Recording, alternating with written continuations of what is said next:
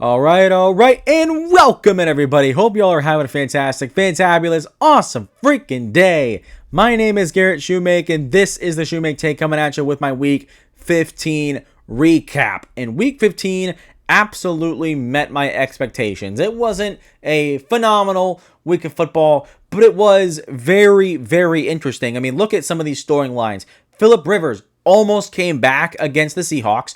That was almost crazy. And then the Falcons had a crazy comeback against the Bucs in Tampa. The Saints beat the Bucs and the Panthers 2 weeks in a row.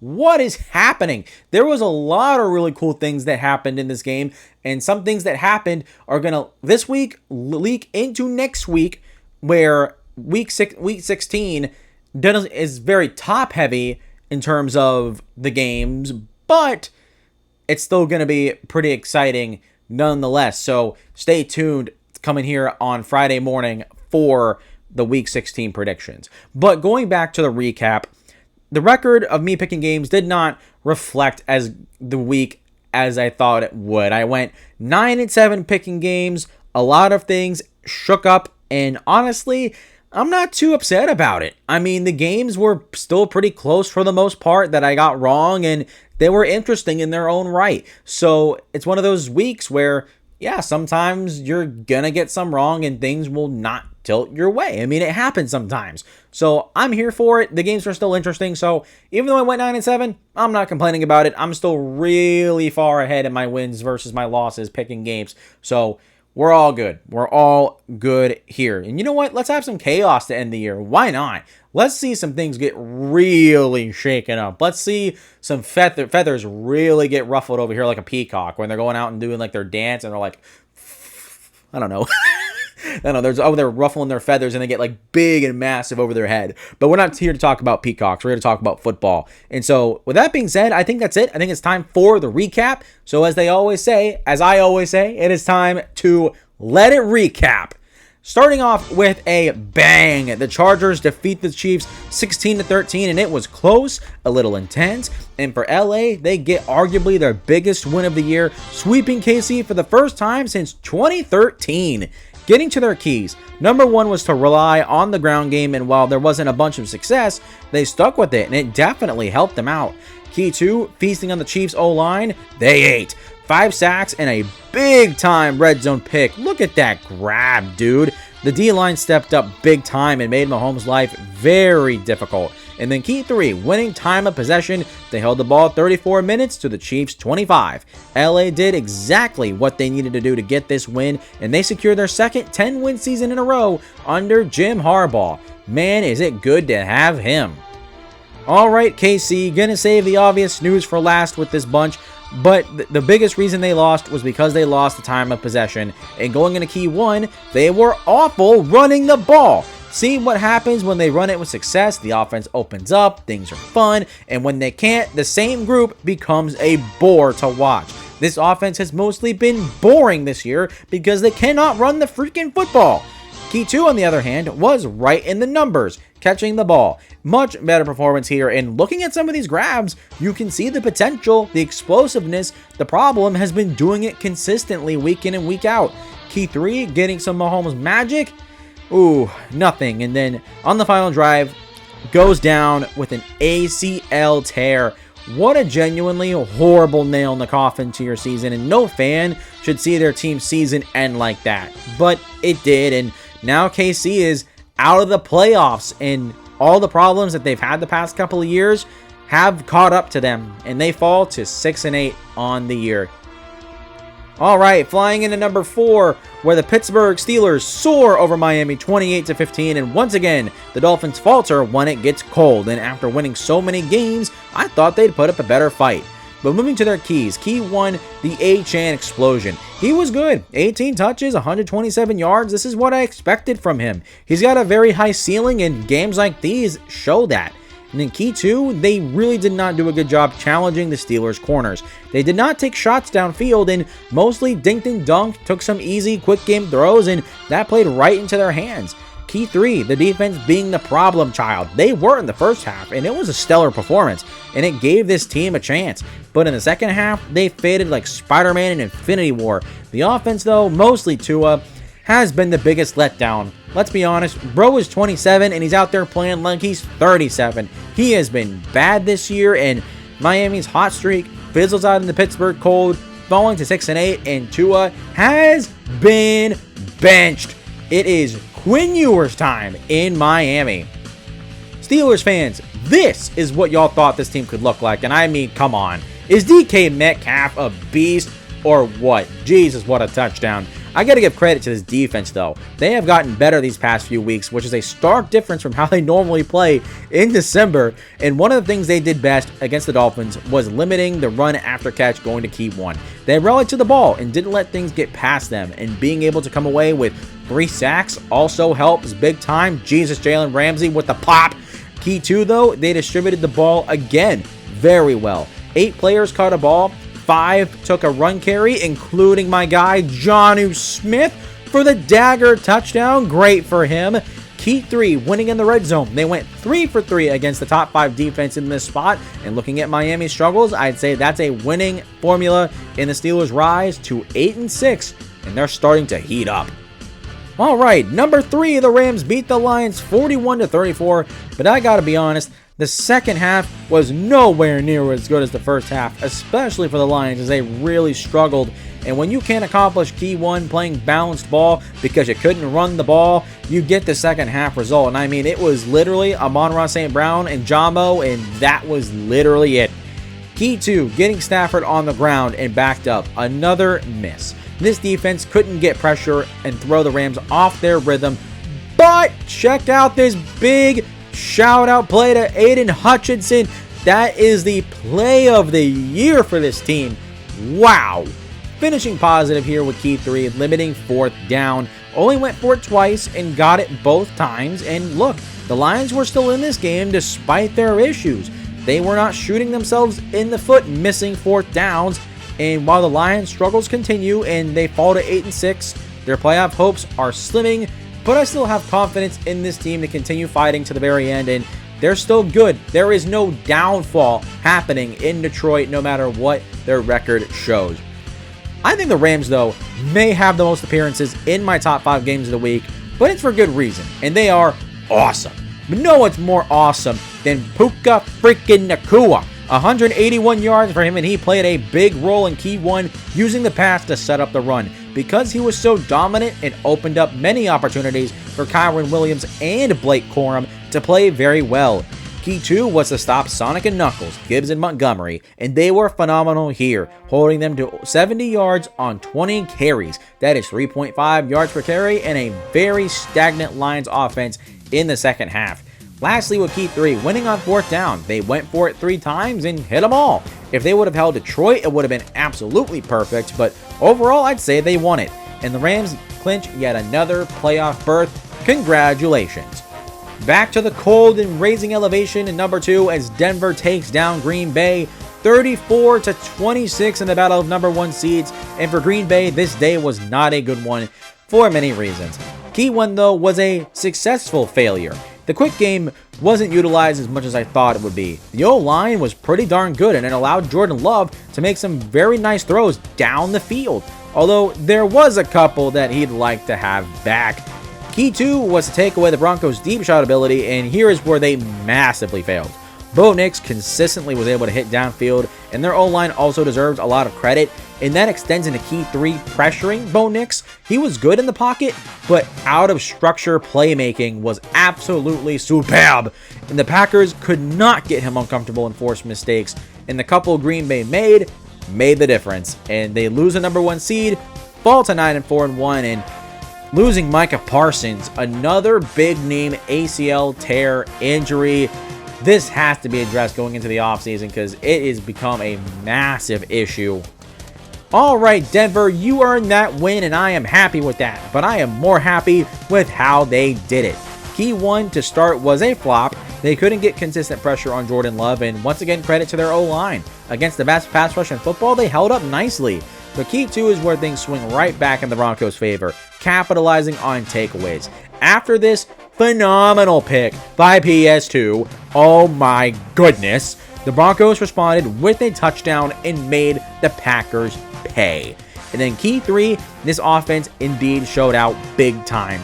This has to be one of their best performances of the year, maybe the best, because of the team, the situation, the stakes, and they showed out when it mattered most. If this offense can continue that and get on track consistently, 12-2 is only going to get better. Heading back north to number 1, where Buffalo makes a huge comeback to win 35-31 over the Patriots, and after halftime, I didn't come back to the game until well into the third quarter, and hey, they're down by only 3 points. Little did I know, this game ended up being a real treat, but how did Buffalo do it? Key 1 was to disrupt the Patriots offense, and they did that by running 2 high safeties almost every single time. Drake May threw for less than 100 yards in the second half, and on offense, they controlled the ball and limited the Patriots' possessions on offense. A great finish to otherwise abysmal first half. Key 2 was to win the turnover battle, and they did. This interception by Tre'Davious White was the game's only takeaway, and we know how Buffalo is when they win this battle. Key 3, the offense indeed popped off. I said Buffalo would need to score 30 points to win, and 35 fits the bill. Buffalo moves to 10-4, and there's only one game. They are only one game behind New England, catching up really close here. As for that bunch, they got challenged in a big way today, but if I'm a Patriots fan, I'm not stressing too much about this loss. And one reason why is the run game success going into key 1. Look at Drake May running out there blocking for Travion Henderson, who had a phenomenal day, 148 yards, 2 tutties, and on 14 carries. Sheesh. May added 2 more of his own in the fourth quarter, and they ran it better than they have all year long. Very encouraging. Key 2 was to pressure Josh Allen, and in the first half, it was great, but really struggled in the second half, and saw Josh Allen make more plays with his legs outside of the pocket, and when he puts that Superman cape on, you cannot stop him. And then key 3, no turnovers, showing it here again. This interception really hurt New England, and when the drives were already limited at this point, it gave Buffalo the momentum they needed to really bust this game open for them. And while the Patriots fall to 11-3, they still lead the division and control their destiny. If they lock in, the division is theirs, plain and simple.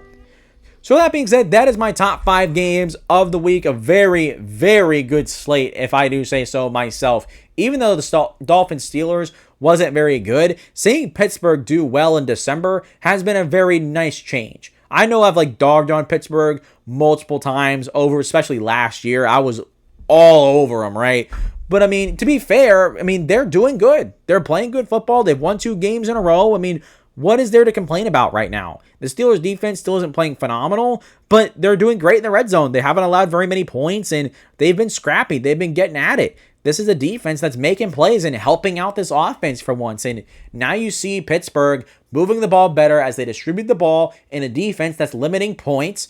And you get a team that is playing much better football as a unit right now. So that's a lot to like. And like I said, with the other top 5 games, they were all phenomenal. Hands down, probably my best week for my top 5 games of the week so far. But with that being said, what else happened during the Week 15 slate? Let's break it down. Let's throw the graphic up on the screen, and let's take a look. Falcons Bucks, mentioned at the start. Falcons win 29-28, scoring 2 touchdowns with less than 6 minutes to go in Tampa. What a crazy comeback. They converted a 3rd and 28 and a 4th and 14 to finish that game-winning drive. And for the Bucks, they are now 7-7, right next to Carolina. Thank God that Panthers lost if you're a Bucks fan. But this week, these 2 teams next week when they face off is going to be insane. Bengals Ravens. Ravens get the win 24-0. Wow. I was not anticipating this at all. I figured Baltimore could win this game, but I was not expecting a shutout at all. They absolutely decimated Cincinnati, and Jesus Christ, man, the Bengals need to get some change. They need to change something quickly, and then you got the team not shoveling snow off the seats for their fans and made the fans do it. I mean, that's just cheap. That's just very cheap. At least the Bills, when they do it, I mean, they pay their fans to do it, and it's also a community thing. But not in Cincinnati. The Bengals are just cheap. Then Raiders, Eagles. Eagles win 31-0. Yet another shutout. Eagles get their get-right game that they so desperately needed. The offense looked really, really good against the admittedly horrible Raiders defense, but any momentum works in their favor. And then for the Raiders, they are officially the worst team in football. They are worse than the Titans right now. I mean, at least the Titans have some youth and have some things. Like, they're a better football team than they were at the start of the year.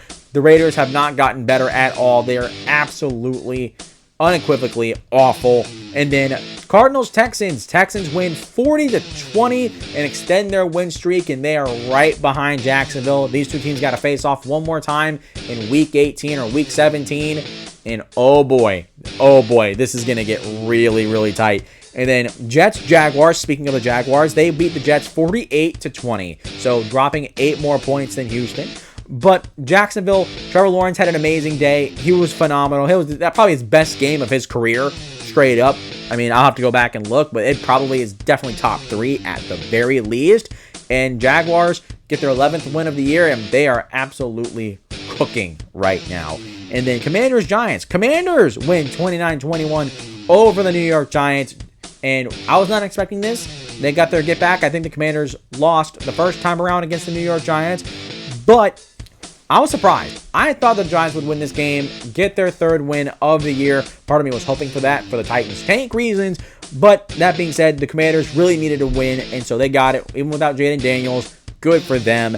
And then Browns, Bears. Bears win 31-3. I thought this would happen. I thought that the Bears defense would get Shedeur Sanders on a couple plays. He ended up throwing 3 interceptions, and Chicago absolutely torched a bad Browns defense. They're actually pretty darn good, if I do say so myself. So flip that. But the Bears did drop 31 points on them. I mean, that goes to show, I mean, if you don't have a good offense, it doesn't matter how good your defense is. I mean, you're not going to be able to succeed and win with that type of formula. And then Panthers, Saints. Saints win 20-17, knocking the Panthers down to 7-7. But for the Saints, these past couple of weeks, they've played pretty darn good football. And they're another team that's near the bottom of the NFL, but they're playing much better than they were since the start of the year. And they could really go into some momentum going into next year. I mean, Tyler Shuck is playing well. He's slinging the ball right now. And for the Saints, I mean, there's plenty of optimism going into next year. And for the next one, Colts, Seahawks. Seahawks win 18-16. The Seahawks kicker ended up scoring 6 field goals in this game. And in a moment where the Colts defense showed up big time against the high-powered Seahawks offense, the Colts went up by a field goal with less than a minute to go, and it looked like Phillip Rivers in his first start in 5 years was going to beat one of the best defenses in the NFL and really potentially make a real problem. I said real like 3 times in that sentence. Make a real problem with quarterbacking in the NFL, because there's no reason why a quarterback at 44 years old, 5 years removed from the NFL, should be able to have success against one of the top defenses in the NFL and beat them. So, unfortunately, for the Colts, the loss sucks, but for the Seahawks, they escape with a really big win as they don't drive down the field with less than a minute to go and kick the game winner. And then Titans, 49ers. 49ers win 37-24. This was to be expected. Titans offense did a couple better things.